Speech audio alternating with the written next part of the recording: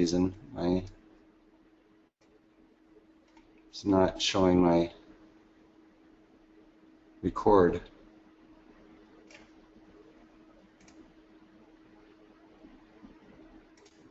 Give me 1 second here. Usually I have a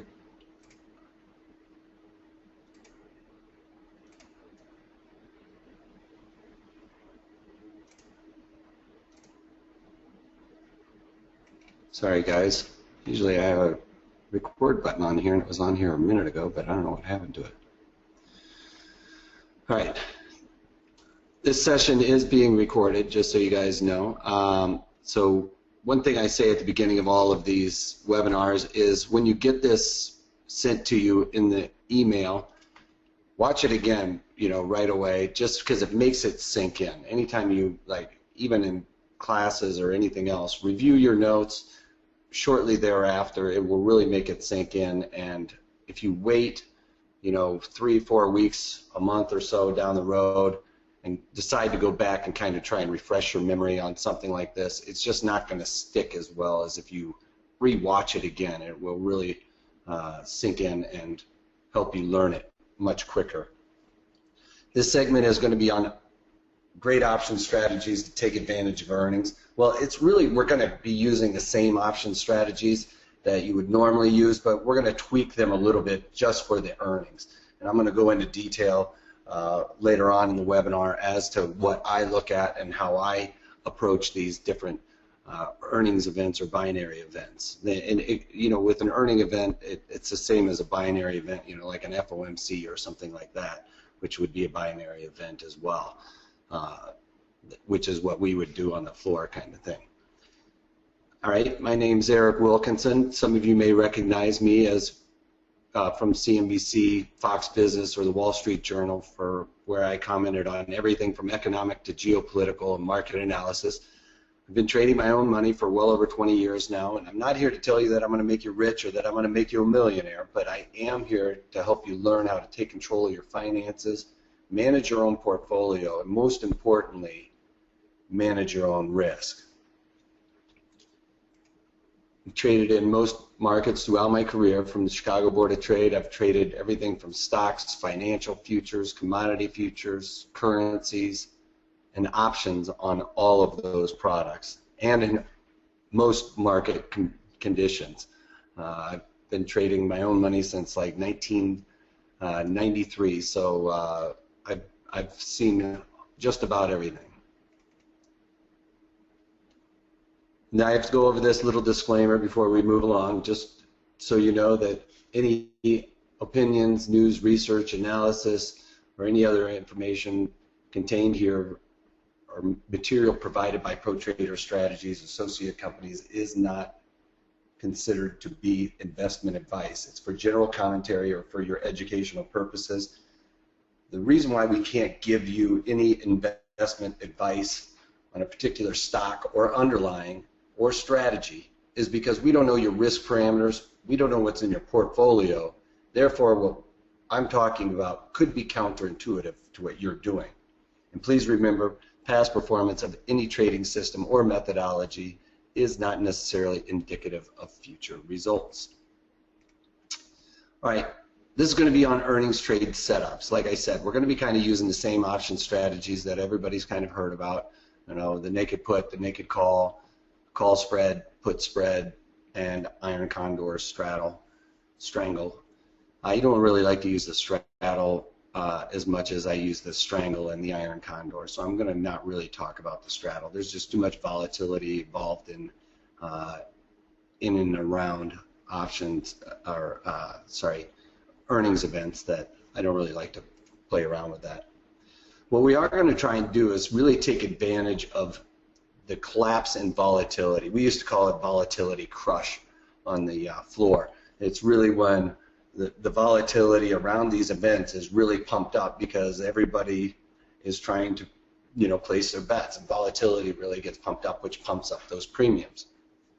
And then right after the binary event, everybody knows what has happened, and that volatility comes out of those premiums very quickly. So we're going to try and take advantage of that. And we're also going to be doing really short duration contracts on this. So we're going to be looking at the expiration that only has a few days to go in expiration before these things really come off the board, because when that volatility collapses or crushes down, the theta contraction happens at the same time because there's almost no time left. That's where you really see the premiums decay quickly.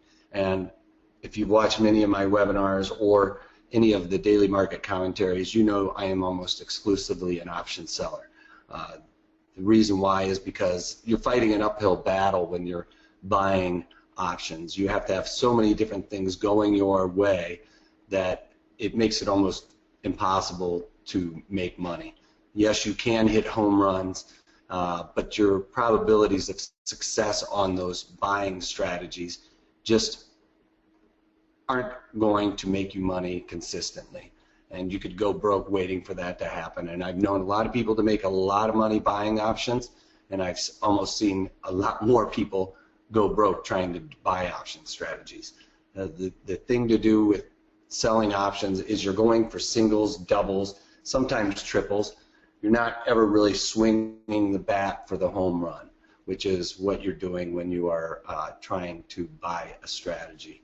It's your probabilities of success are really low, and yes, you will hit a home run every once in a while, but it probably won't make up for all the times you struck out.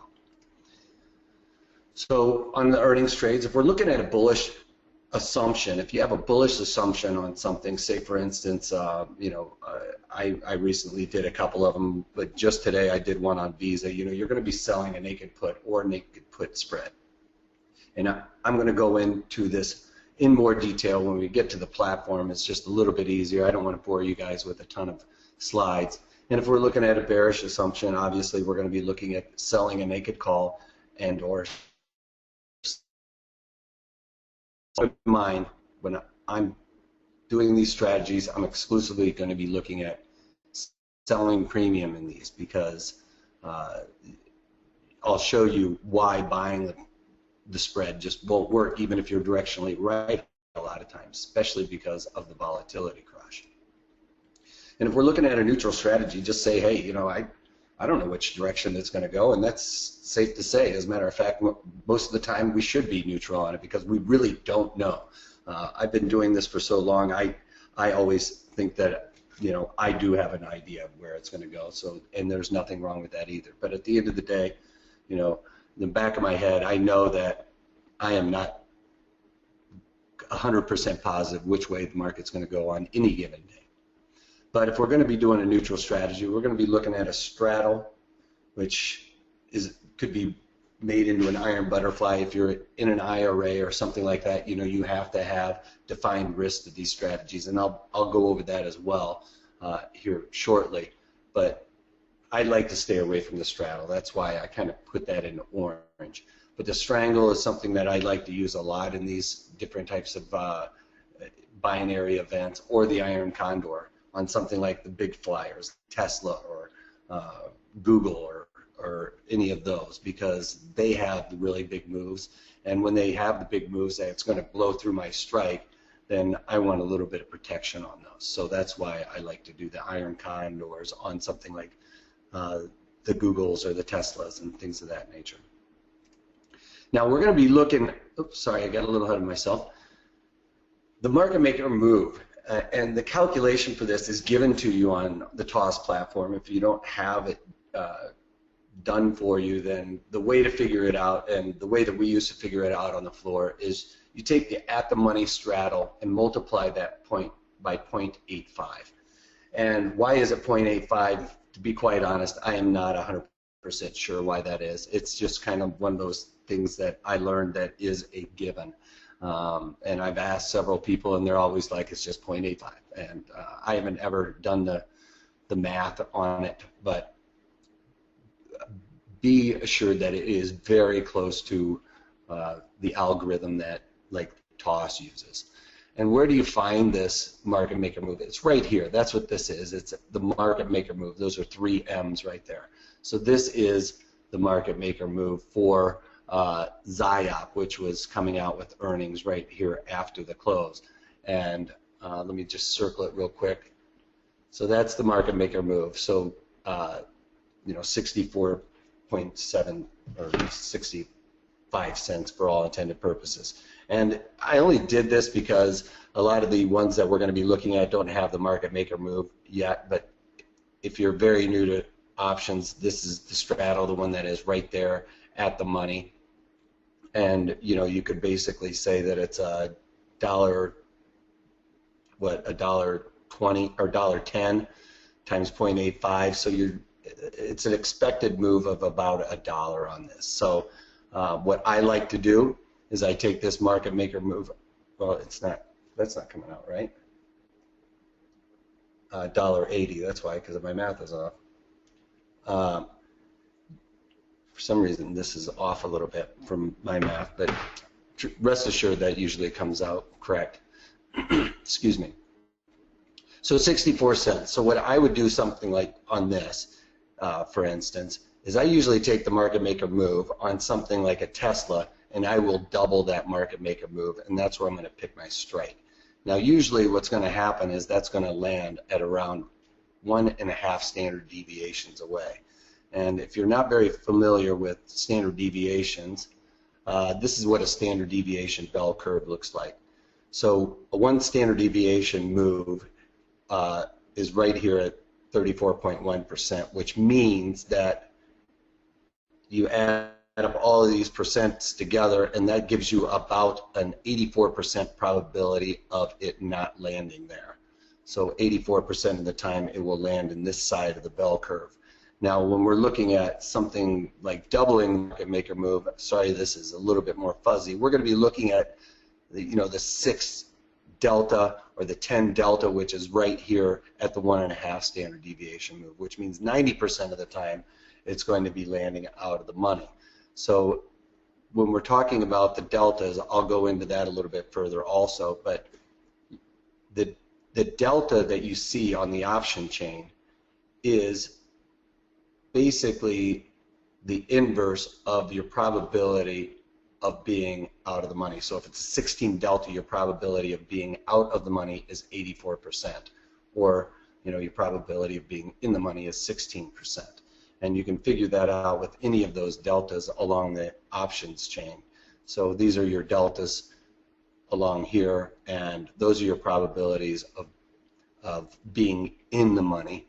And if you take the inverse of that, that's ballpark as to what your probabilities of being out of the money correlate to. But you can see that because this is an underlying that I would almost never trade. I mean, it's an $11 stock and it's got 10 cents wide. That's just pretty ridiculous. There's just not a lot of players in here, and that throws off all your deltas. Only reason why I brought this to your attention is because of the market maker move and where to find it. So that's what that example was for. All right, so I kind of blew through these really quick. You know, they're pretty standard for the most part. I wanted to really use our time to get into the option chain, or into the option chain, to really, you know, bring this home. I did do Visa right before the close. Now, another thing with trading these strategies, try and put them on in the later part of the day, because as we all know, these underlyings can move quite a bit within the given day. So to get, you know, a clean delta, I like to wait closer to the end of the day before I put some of these strategies on. Visa comes out with their earnings in the morning on Monday before the market opens. So for that, you need to do it the night before, right? And if it comes out with earnings right after the close, then do it, you know, afternoon, and take advantage of it then. And then when you're taking these strategies off, or you're going to try and defend them, you need to do that first thing in the morning, as far as I'm concerned. If it blows through your short strike and you think you're still right, your assumption is still intact, then, you know, that's a different story. That's where I'm going to either put a higher probability trade around that, maybe in a longer duration, and let that one expire, or just take it off for the loss. The other thing you could do is try and defend it with an opposing call or put. If I'm short a call, then I might be selling a put very close to that strike that I had originally sold to defend that. But we'll get into that in a little more detail later. So in Visa, you know, it was trading right around here, and of course it didn't have the market maker move for me. So what I did is I went through my calculation and figured it out on my own. So I took the straddle right here. So we've got about, what is that, $1.90. So we can get up our calculator right here, because especially if you don't have it. So $1.90, and I'm going from the 77.5 strike because that's the closest to, and let's just say $1.82.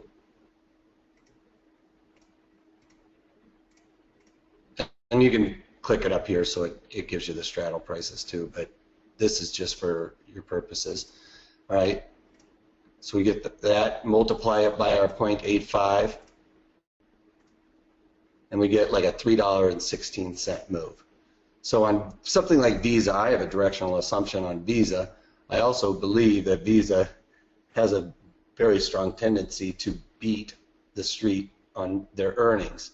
You know, and I went back to even on the monthlies and just checked them, but they generally will beat on their earnings. That's one thing with this, so I just took the directional assumption that it was going to beat again on this one.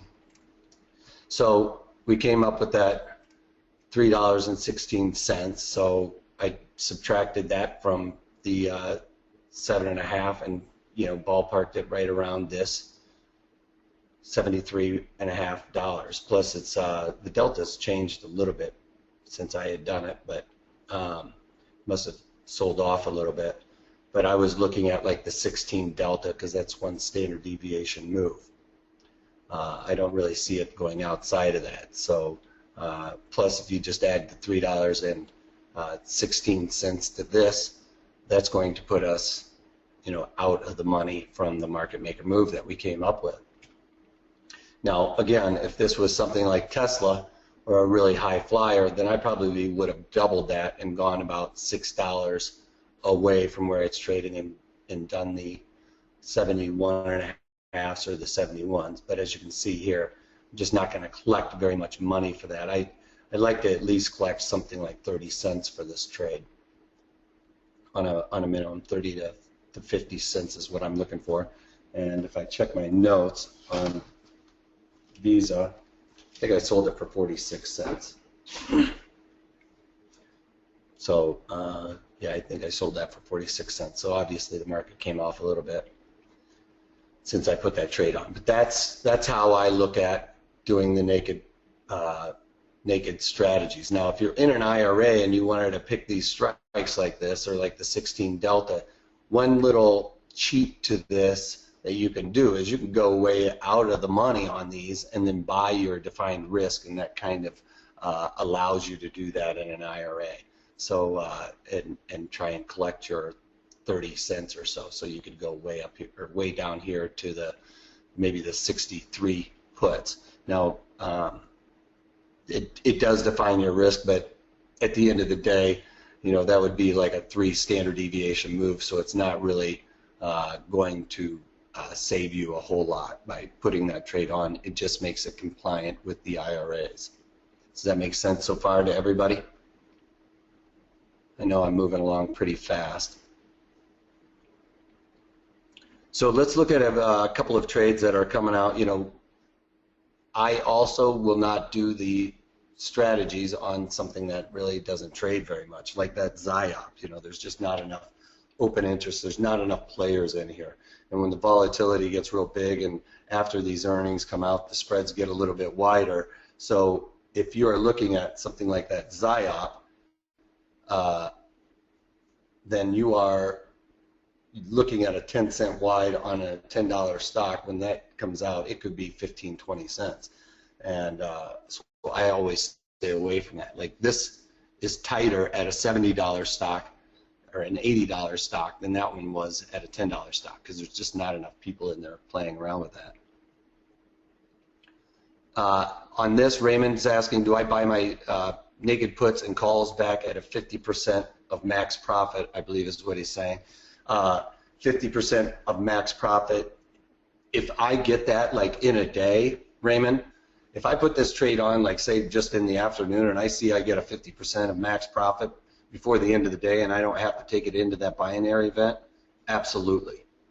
If I have to take it into that binary event, you know, I might even do like a 30 or 40%. If I'm putting that on in a day and I'm getting 30 or 40% of my max profit right then and there in that day, and I've done it before, I'll take it off, because there's no sense in risking, you know, that much more, you know, 10, 15 cents to take into that binary event to me. So I will take it off in that given day going into the close. I see all of a sudden, you know, something's happened. I did these puts, and all of a sudden the market just rallies, and all of a sudden I'm looking at a 50% of max profit within a couple of hours. It's done. I'm taking it off. It's not worth it.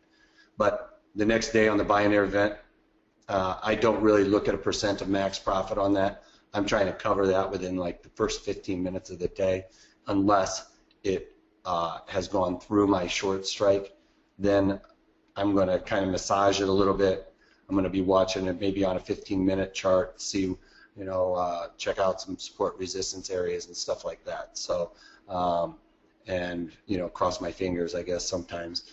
But if it's really through me, say, for instance, this came out and all of a sudden, you know, on Monday morning, it opens up, it's trading around 72, and they've missed on earnings, then I'm probably going to come in and sell, you know, like the 73 calls, collect a little bit more premium for it, and try and staff some of the bleeding there. So that's how I will try and defend something if it blasts through me on the open. And then as soon as it comes back to those 73s, I'm probably going to try and cover it immediately, and either take my loss, you know, just rip the Band-Aid off at that point. Now, if they beat earnings and they did really well, and all of a sudden it went down here to 71, 72, I might hold it off a little bit till later in the day and see how the market reacts. If I'm really convinced and it's still not going my way, then the defense on this would be roll it out in time and collect some more premium. So I'd probably roll it out to, you know, the 21-day here, and then continue keeping that dream alive. That's how I will play that.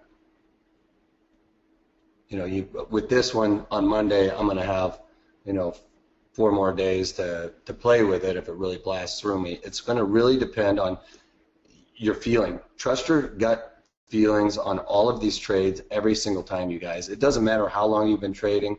If you've been trading for a day, a week, a year, 20 years. Trust your gut, your first instinct. When that thought comes through your mind, it says cover it. Don't second guess yourself. Don't look for a reason that you don't need to cover it, okay? That is rule number 1. Trust your instincts. Now, some of you guys know that I only like to trade these when they're at 50% IV percentile, all right? And that's this number right here, 49.96. It is very close to 50%, right? Well, as we all know, we know what happened on August 24th. So this is going to happen throughout the year, the rest of the year, until this rolls off the end and stops being calculated. The way you figure out this IV percent, and I only do these trades when they're above 50% IV, all right? And that is an average or the ratio for the entire year. And as you can see on August 24th, this spiked. I mean, that's the highest spike. It's kind of an outlier move. So going forward, we're going to probably, especially if the market keeps rallying, have to discount this crazy move that we had. And the way to figure out this IV percent is you take where the IV is right now, which is 29. Okay, so you have a numerator and a denominator, right? The numerator is on top, the denominator is on bottom. And LaForce, I will look at Disney because that's a good one too, but it doesn't come out until I think the 11th. So you have a numerator and a denominator. this problem. And on the numerator, which is on the top, we take 29 and subtract it by what the low is, which is right around here at 16. So you get, let's just say 16 for math. So 13 minus the high, and I'm going to discount this high of 40 and kind of go down here to about the 38. So on the bottom we have 38 minus 16, so 20. So you guys can do the math. I can tell that's above 50%. So it fits that. Plus I was really looking for an earnings trade that I could talk about in this webinar, so that's another reason. But that puts it just above 50%. And as you can tell, with what happens after these events is this is volatility crush. The next couple of days, the first day you get a real steep spike, and then usually it will continue to go down until you start heading into the couple weeks before the binary event. You start getting this volatility to expand, and then right afterwards, boom, you get that crush. Same thing here. It got a little wonky, but you can still see day after volatility crush. So that's what we're looking for on Monday, is to see this volatility continue to sell off. And my pen's not working there. I thought I'd be tricky and draw a line there for you. But yeah, so on Monday we're going to look for this to happen. Oh, it's not going to draw on my platform. So that's what we're going to look for, is for that to kind of trail off there. All right. So being asked for Disney. Now Disney's earnings aren't coming out for a little bit of time. Just so you guys know, I'm talking about some of these stocks. I do have positions in some of them. Full disclosure, I do have a position in Disney still from when we did the Poor Man's Covered Call webinar. So if you guys trade options exclusively, that's something I do. If that's a long-term holding that I want to have as part of my core position and try and lower my basis on an underlying, that's a really good one.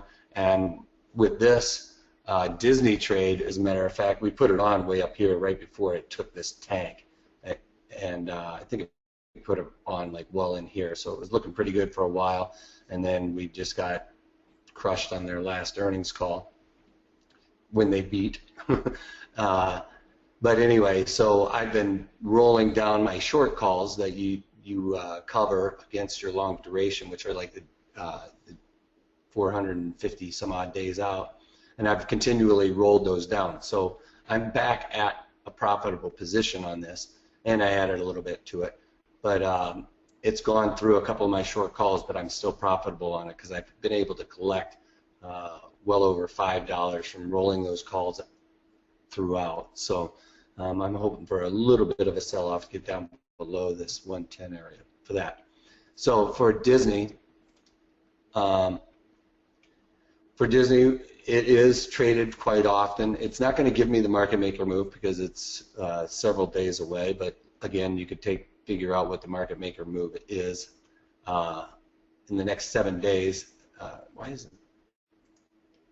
So this is also the market maker move for, it is expected to move here as well. So about $5 within the next 7 days, plus or minus $5. That's also another cheat, so you can look at that. It's not a perfect science, you guys. I mean, if it gave you exactly what it was and it knew what it was, we'd all be millionaires, right?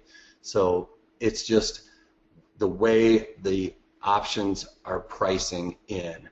It's all the players out there putting their money, and that's where the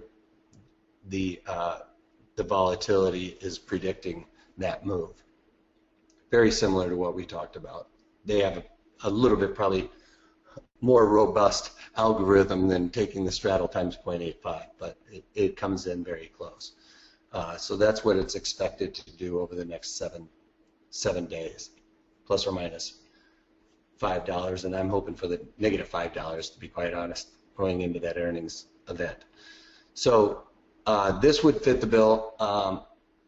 What is the implied volatility on this is, so there you can see I'm in the money on my shorts, and you can even see it down here on the 80 calls that I have there. 40%. So that, you know, we would want that to be up a little bit higher for our strategy to really work out. And I'm sure in the next several days that's going to get pumped up. Something I did want to also show you guys. So, you know, for that we need to get a little bit closer to that. But $5 on Disney, you know, Disney's pretty good about their earnings.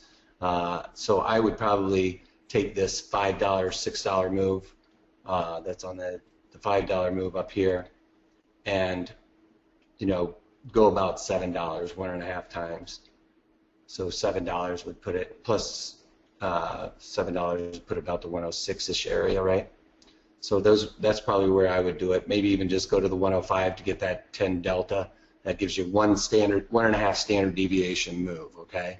So if I was going to do this strangle on this, then I would take that 10 delta there and go basically to the same 10 or 11 delta here.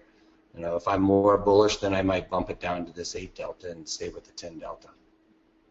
Okay? Does that make sense? And if you're really bullish on it, you want to sell puts, then, you know, you might go to the 16 delta right here at the 107. So. And get your 50 cents. The other thing that I would look to do if I was going to be really bullish and maybe create the strangle, then or a spread, then I'm going to do about the same thing, do the 110s, 109s, and try and get about 25 cents for those. Okay, so that's if I'm going to create a defined risk on a $1 wide on these. I'm going to usually in the webinars I talk about 33% on the binary events. I'd like to move it a little further away, and I'm going to try and collect about 25 cents for that. Okay, but a lot of times I like to just go down here and just collect the 30 cents and then buy something way out of the money for maybe 5, 10 cents and just create my defined risk if I'm in the IRA. But for, you know, earnings trades, I look at the IRA a little separately than my trading portfolio, because I have a lot more risk in my trading portfolio than I do in my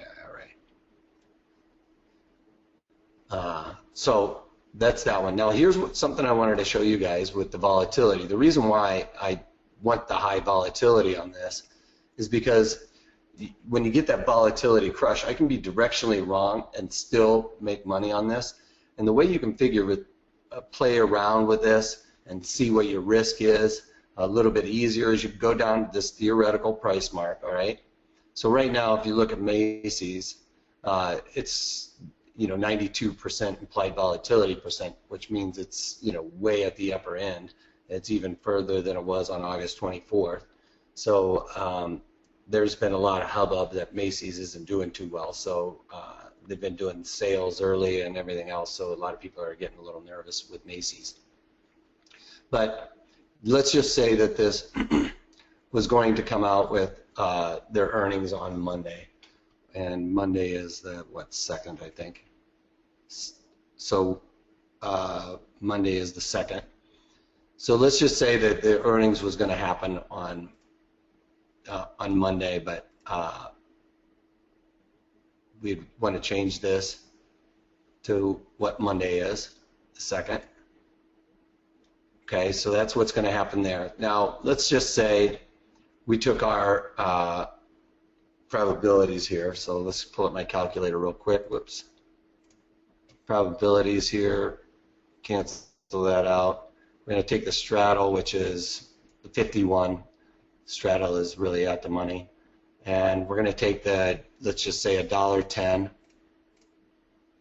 plus 51's over here. It's going to be about $1.05, let's say, because that's about the mid-market, plus $1.05. Get the $2.15 times the 0.85, and that would be what we would be expecting our market maker move to be. Okay, so $2 move in Macys, we're saying. Now, so let's say that the 51 calls, so we sold the 53 calls, which is a little aggressive.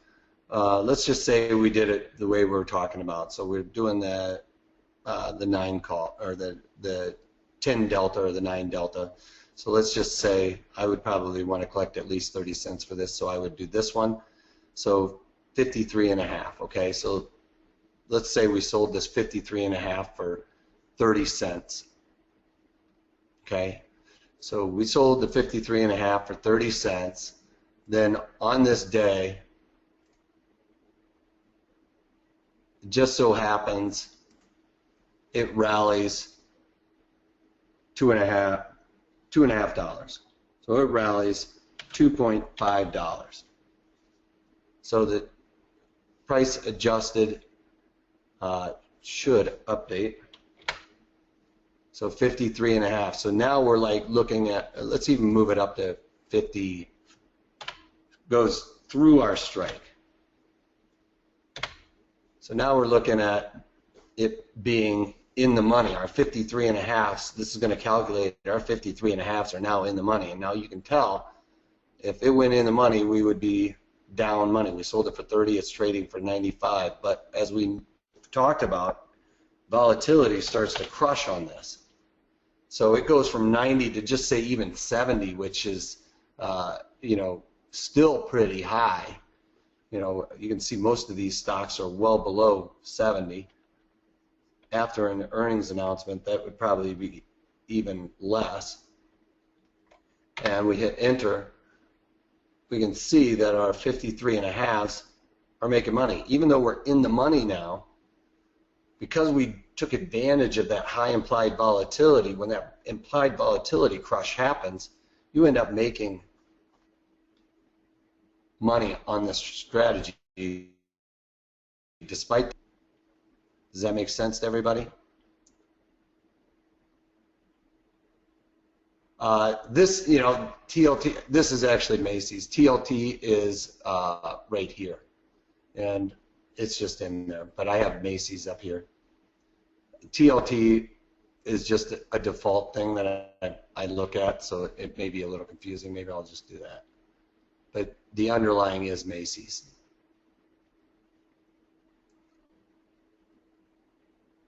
Okay, that doesn't make sense.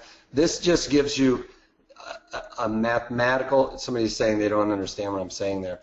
When you pull up the theoretical price, it's the algorithms creating this for you. So what happens is it says that this is the price of this is what it would theoretically be over here if this all happened. Went a few days away from today, so you get that theta contraction. Your strike adjusts to a resulting price of $53.58, so it's just slightly in the money. But our volatility comes out of that, and that volatility is really what pumps up these premiums. So if you get that volatility contraction, all things said, it would really make that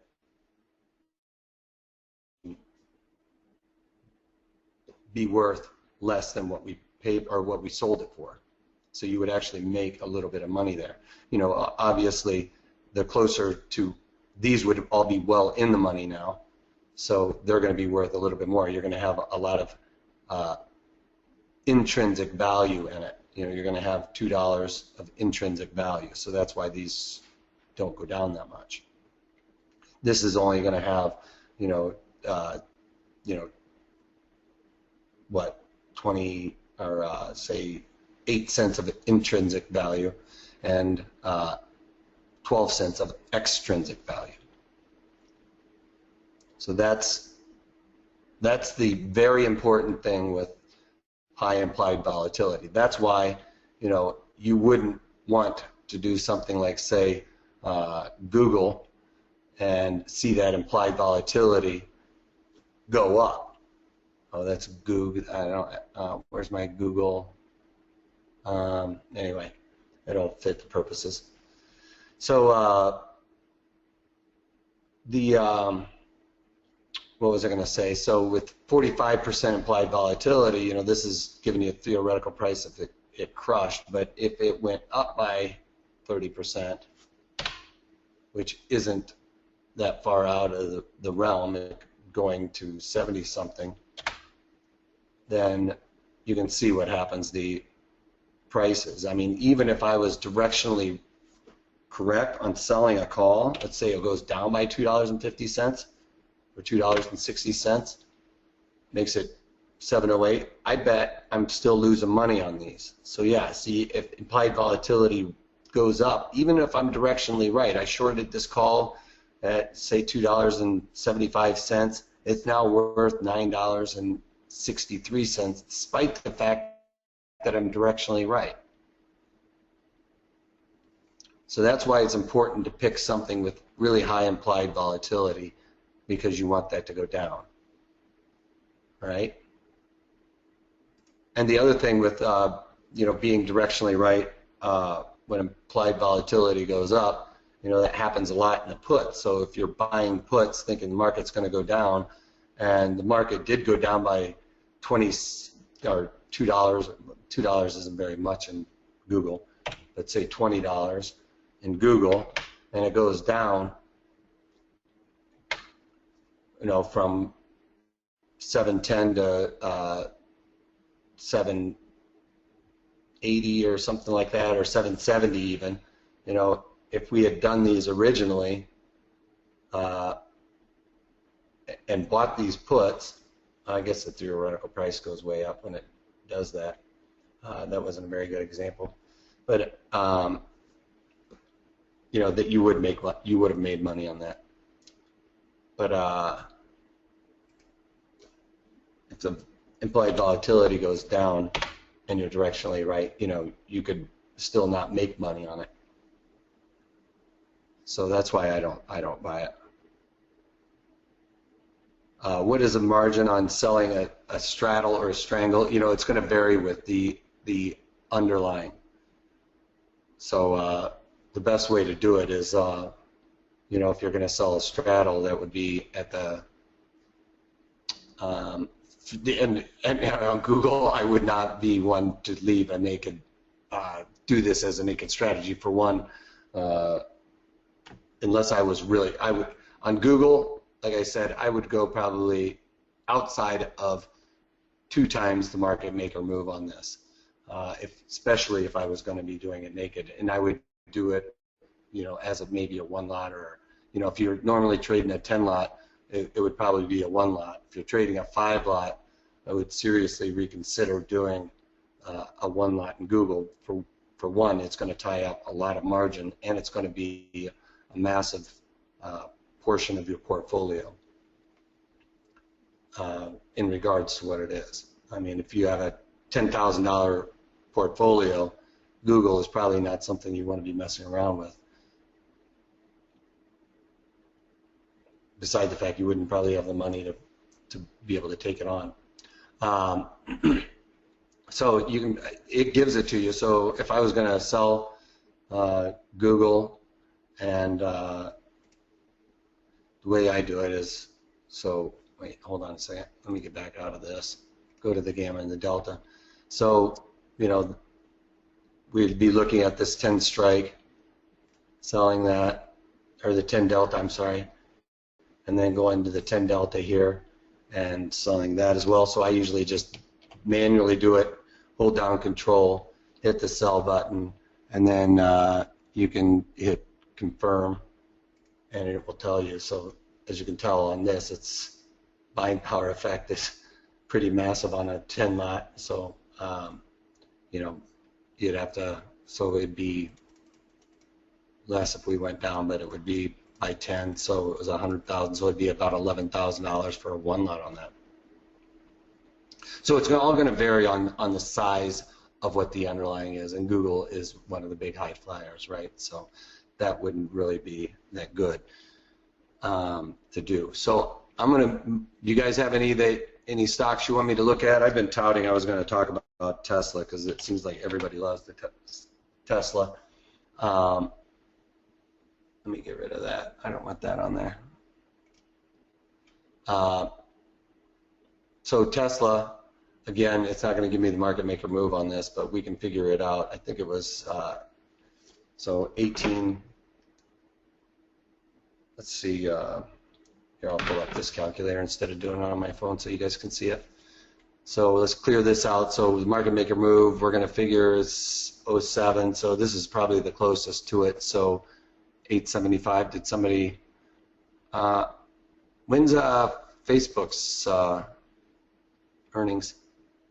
If you can find something a little bit closer, like, you know, that would come out like Tuesday or maybe even Wednesday. I think Pfizer comes out on Wednesday. That would be a little bit further away.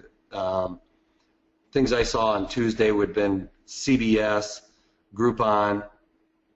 There's nothing really in the afternoon on Monday for you guys to implement this, so it'd be something like in the AM or after the close on Tuesday. I got Tesla, Groupon, which isn't going to work, CBS, Zynga, and Herbalife I saw.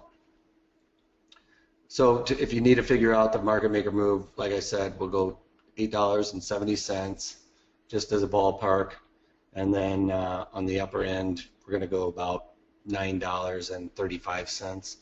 So plus $9.35, 18 times 0.85 gives us about 15. So something like Tesla, for sure, I would be looking at $30 away.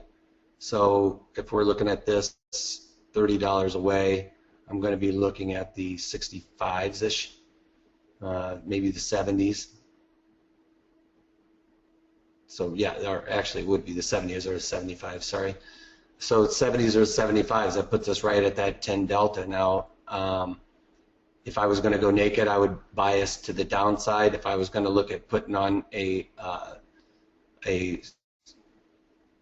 condor or something like that, you're not going to get that 25 cents because it's only going to be about 36 cents-ish probably. So, you know, I'd probably go with the 70s or something like that, maybe even the 65s, and just sell them naked.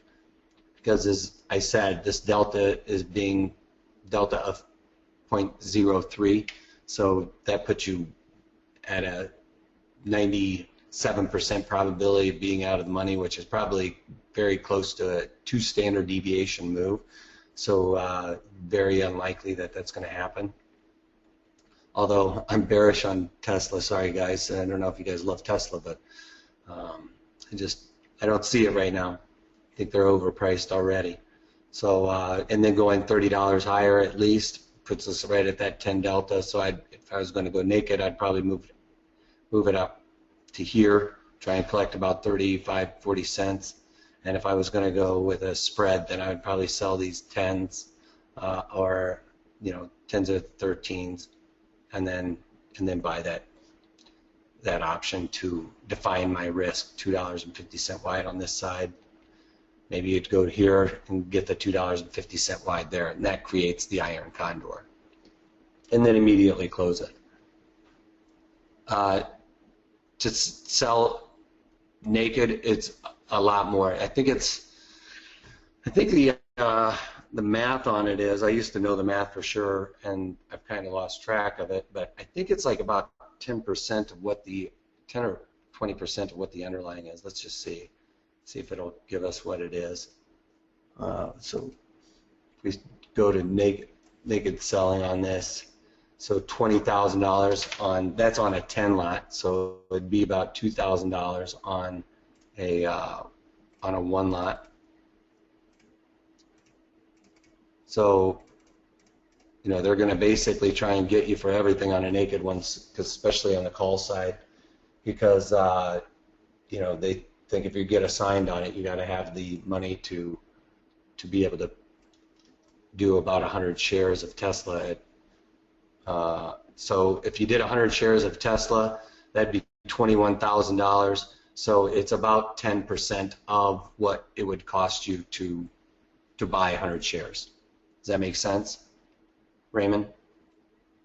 You asked how much margin is required to sell naked. It's usually about 10% of what it would take to be assigned. Okay?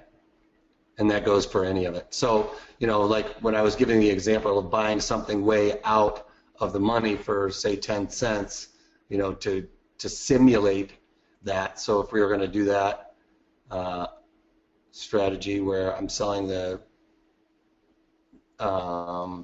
10 delta, let's say, I wanted to do that, then I was going to buy something way out of the money up here, you know, hold down control and hit the buy side. It's not going to give you very much margin relief. I can almost assure you. Yeah, it didn't give me any margin relief on that. See, buying power effect didn't go down but by maybe $10. So, you know, that's just, it's going to be about the same margin when you do something like that. You know, you're collecting slightly less than what you would by just doing naked, but it allows you to do it in an IRA on something like that. You know, otherwise, if I was going to sell like this strategy here, then, you know, and buy the next strike, which is $2.50 wide, I'm probably not going to get my third with this strike. On something like this, I'd like to at least get about a little better than 50 cents, you know, 60 cents on something like that. So, you know, I'd have to push it a little bit lower and take a little bit more risk, which on this one, since I'm more bearish, I would be inclined to do something like that and take a little bit more of that risk. As long as I'm staying, I will always stay outside of what the expected market maker move is, or what I came up in my calculation as the market maker move, which was $15. So I would always stay at least $16 or $20 away from this. So I would not even be looking at the 225s because you know, it has a tendency to move. Something like Pfizer, where it comes out with earnings on what was it? I think on Wednesday. I'm on it. Oh, PFE. That's why it's wrong. Sorry. So Pfizer comes out on Wednesday, like I said. So this is another good one that I think would be a good candidate because, you know, drug companies, they always make money and they always seem to beat earnings. So I would be looking at selling a put in here, and I wouldn't mind selling something like this naked. You know, that's another thing with these. The closer you go, try and collect more money because with Pfizer, it's not going to give you very much money. So Pfizer's trading around closer to the 34 strike. So if we go back here and figure out our market maker move again, we can say that it's about, let's just say 35 for math, 35 cents, and then the puts are 75 cents for math.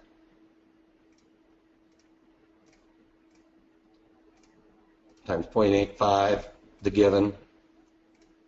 So 93. So it's about $1 move. So, you know, with Pfizer trading right around 34, I would probably, you know, be inclined to sell these puts naked because I like Pfizer anyway. They get good dividends and everything else. So AbbVie's another one that I like in this sector.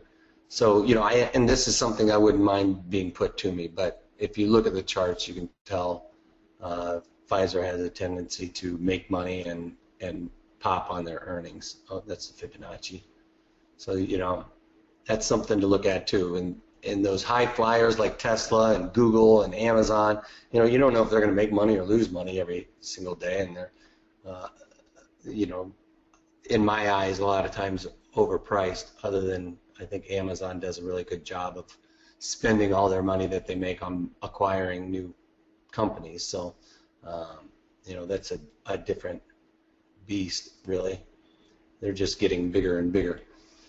So that's how I play those. So, you know, like I said, if I'm going to do it naked, I'm going to try and go outside, double the market maker move, and sell like a, you know, a 9 or a 10 delta or less, if I'm going to be doing it as a defined risk strategy, I'm going to probably be trying to collect at least 25 cents for a dollar wide, or 25% the width of the strike. And if I'm doing the condor, it's going to be the same thing, 25 cents the width of the strike.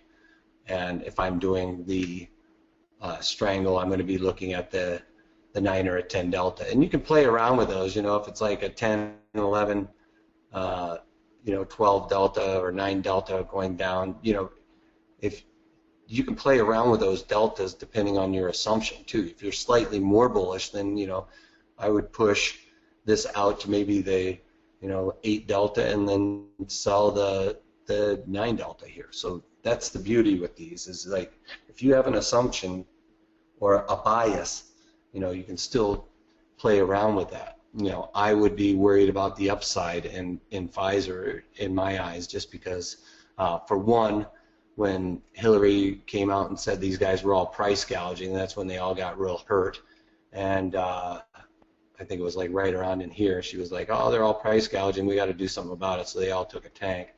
But they always seem to make money. So I would not be trying to cap it. Does that make sense for everybody? So you guys wanted me to look at Apple. We've got a couple minutes here, so I'm going to pull up this because I don't know right offhand when Apple's earnings are. But I use this to try and look at Apple's earnings. Oh, they just had earnings. That's right. You know what? I did a play in Apple not too long ago. As a matter of fact, I think I did a condor, and I checked my notes on that. But so they just had earnings. What is their, you know, this would be something that I would probably set up for a strategy. Like if they still had implied volatility, I'd probably try and wrap a condor around this. So you know, as a matter of fact, I think I just sold calls in Apple when I did that, now that I think about it, because I was under the assumption they weren't going to really knock it out of the park with earnings due to the Apple Watch. I just didn't think that that was as big of a hit as they were kind of hoping for. And they got that volatility crush, so there's no way the volatility is high enough to even put on a strategy right now. So if I scroll up here, I have this sorted, so it goes to from low to high, and 16, you know, delta. If it gets much lower, that'd be something where I'd be looking at buying an option. That's the only time I'll lay out money, is when these deltas are super low. And as a matter of fact, I did that in a strategy not too long ago that was really down there. Because when it's trading around 6, you know, like love, if it's trading around 6, it can't drop that far, right? It can't go negative. Well, I mean, I guess it could kind of, but not really.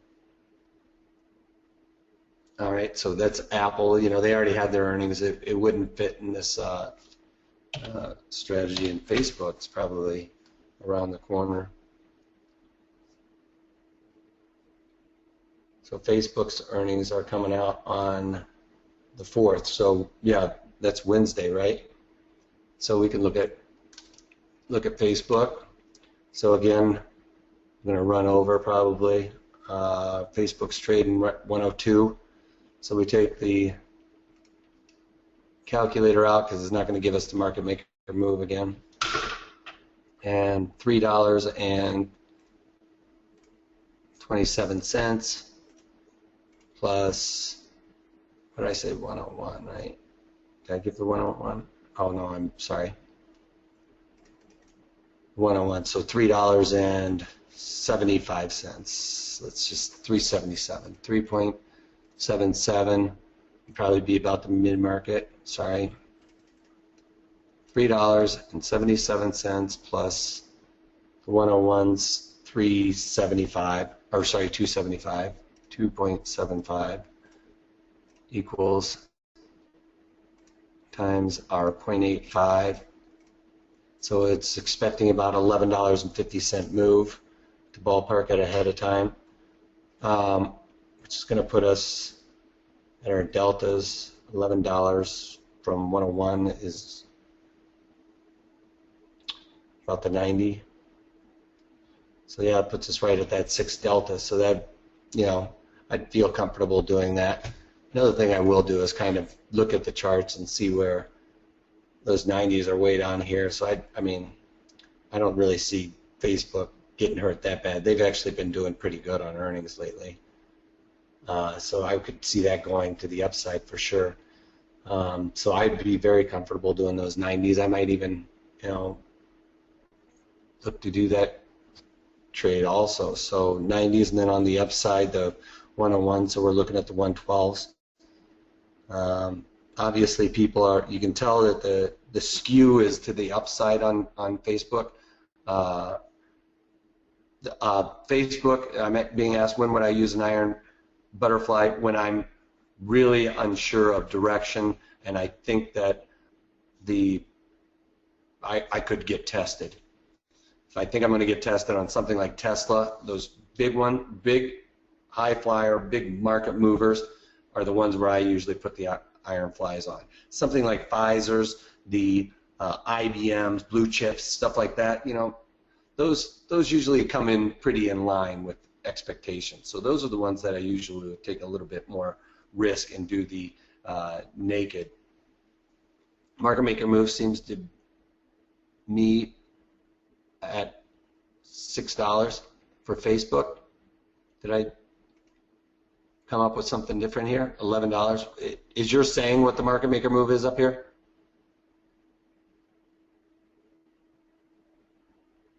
How do I get 11? How do I get 11? How did I get 11? I just took the at the money straddle, which is, you know, we can go like this and do the straddle. What's the straddle trading? So the 101 straddle's trading. Oh, how did I get that? I'm not quite sure how I got that. I thought I must have added something in wrong. And by talking, I didn't double check my math, I guess. Must have had something else in there. Yeah, I don't know how I got 11 by adding $3.75 and $2.75. I can do that in my head too. It doesn't come out to $11 even there. Sorry about that, you guys. $3.70 plus $2.75. $2.75. Oh, maybe I hit the plus sign on that or something. I don't know. So times 0.85. $5.50. Sorry about that, OM. Sorry about that, everybody. So $5.50, and that's ballparking because I didn't really go with what it was. So, you know, that would have been a time where going to the straddle, straight to the straddle, and figuring it out that way would have been much more closer to the money. So $6.50. So you could just go $6.50 to mid-market on the 101s. And multiply that times 0.85. Oops. How do I back out on this one? Can I do that? So $6.50.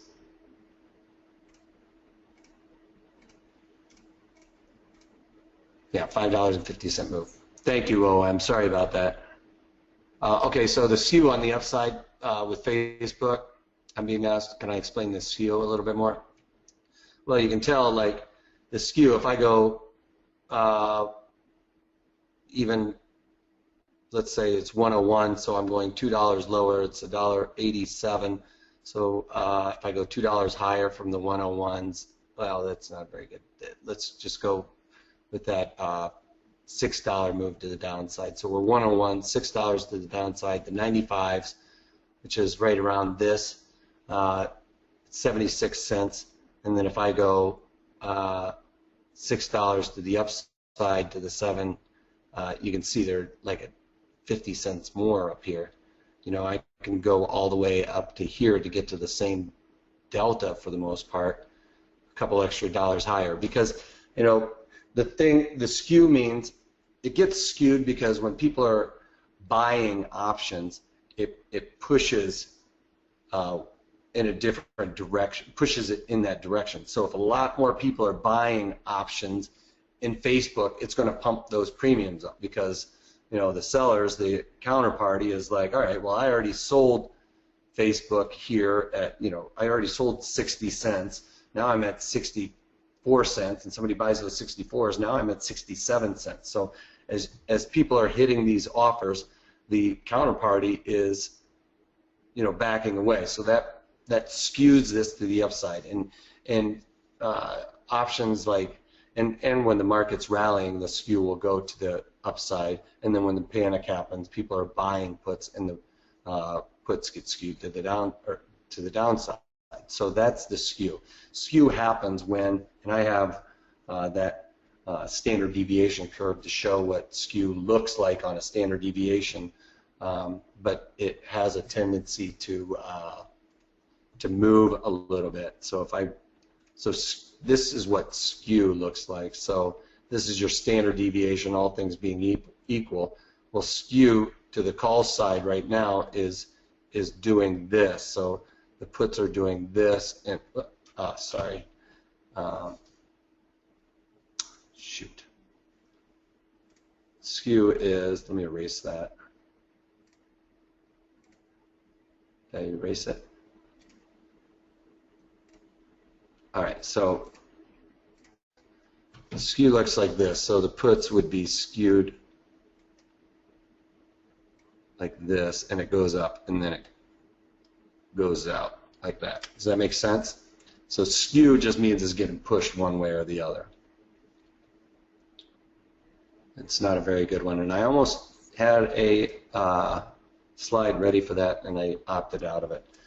So it just means more people are buying call options in Facebook, which is a good thing because then it gives you the opportunity to get a little further away. So in this regard, I can go, you know, 10 cents or $10 away, $12 away, and still get the same as I could as if I went $8 away. So you see the deltas. This delta is at $2.50, so, and that's really at 102, sorry. But so if we went 102 to there to the $10 lower, we're at the 09 delta. $10 higher from the 102 to the 112 is a 12 delta, so you could get it out an extra $1. Does that make sense? That's the skew. It just means it's pushed one. The calls, the skew is to the call side on this because more people are buying calls, which allows you to get a little bit further out. Okay, no, anytime. All right, so does that make sense for that?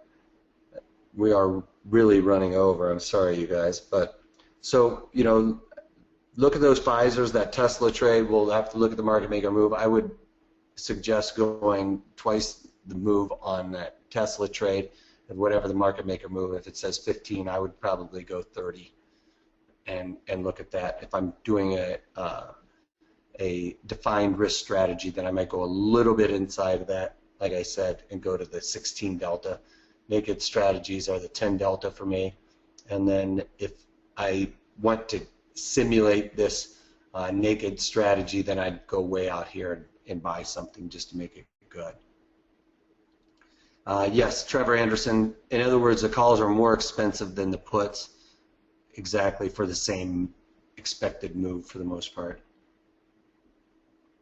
Yes, this is an indication that everybody is expecting Facebook to go up. Yes.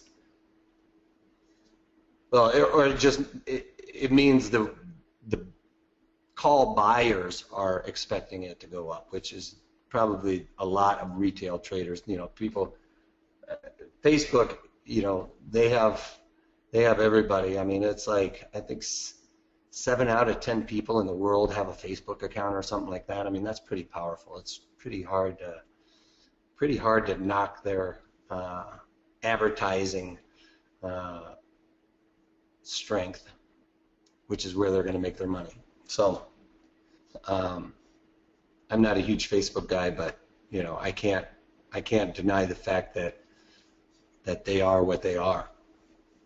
Tesla, in other regards, you know, they only sell about 10,000 cars, so it's like how can they be valued at where they are unless they use those batteries to take over our households and stuff like that. But that's forward looking a little too far for me.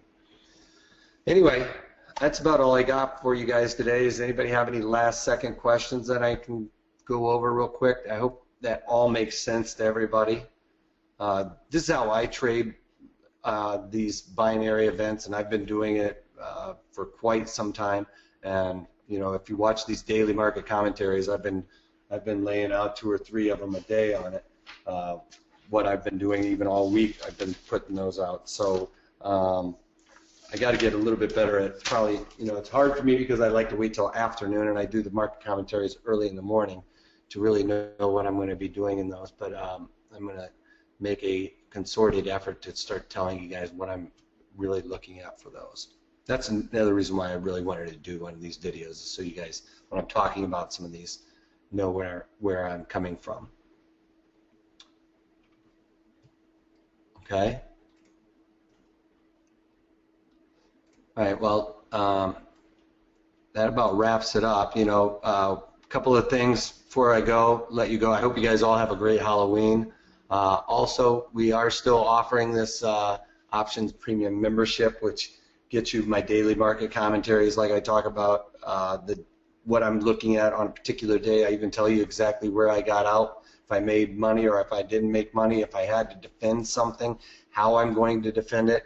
I try and go into as much detail as I can in 8 minutes or less, which is quite difficult sometimes, but I pretty much tell you what I'm doing on any given day or what I'm looking at for those days, what I'm thinking if, you know, the Fed's going to do something. In the trading room, do I do live trades? I do the live trades in my platform, and then, you know, I push it out, what I've done. Does that make sense, Trevor? I'm not like, I don't really do it live on the air while I'm doing it. It's, you know, for a time thing, plus a timing of those type of trades, but I usually try and put my trades on early in the morning, so then as soon as I get my trades out of the way and do all of that, then I push it out there what I'm doing. So and then I push it out when I take it off too. All right, so, you know, like I said, you know, you can get the daily market commentaries, what we just went over. I've got some old other videos where I've even gone back to the beginning of options trading, Macys from Thaletus, and then all the way through the history and different, you know, quick kind of refreshers on the different options trading strategies, so that you don't really have to go and re-watch a whole webinar like 3 or 4 times to get a couple little details that you're looking for. And then these trading workshops, which we're in future webinars, we're going to try and drill down on these a little bit more and get a little bit more detailed to these different options strategies and find some new strategies that we can start implementing.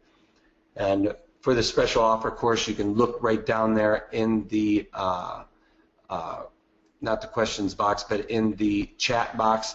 There should be a link in there for what the this URL is, and you can get that option strategy course. Also, you can contact us at 310-598-6677, or you can email us at trading@protraderstrategies.com. If you guys have any questions about like a strategy that you have on, you're getting tested on, or what I would do, what my rules would do, I can't tell you what I think you should do, but I can tell you what I would do if I were faced with that same problem. So you know, you can talk to me about those trades, and I would be happy to tell you what I would do on that particular predicament. All right, that's about all I got for you guys today. I hope you guys all have a great Halloween, and check us out for our next webinar, and I hope to see you all there. If you can't take that, take it easy.